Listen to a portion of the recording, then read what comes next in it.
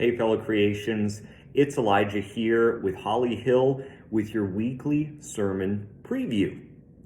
So, you've heard that Disney song, always let your conscience be your guide. But is that true? Is our conscience always going to be a good guide?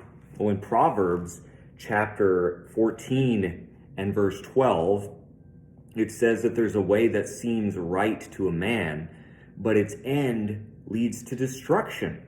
So is our conscience always the right guide? And the answer is no.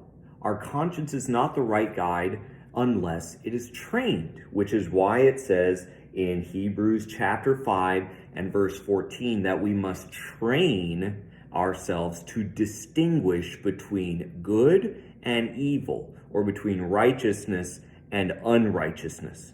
So we can have a conscience that leads us, that can be our guide, if it is trained correctly. And so this upcoming Sunday, we're going to talk about how to train our consciences so that we can differentiate between right and wrong. And the passage that we'll be looking at is Genesis chapter 39, verses 1 through 12, which is the passage where Joseph is tempted by Potiphar's wife.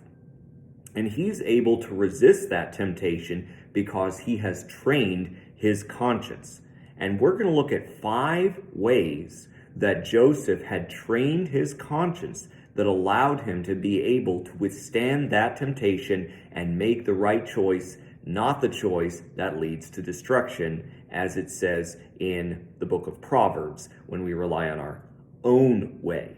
So we're going to look at this passage in Genesis 39, verses 1 through 12. We're going to look at these 5 ways that Joseph trained his conscience and see if we can train our consciences in the same way so that we can make the right choices in our lives as well. We hope to see you this upcoming Sunday as we all work on letting our conscience be our guide because our conscience is trained correctly.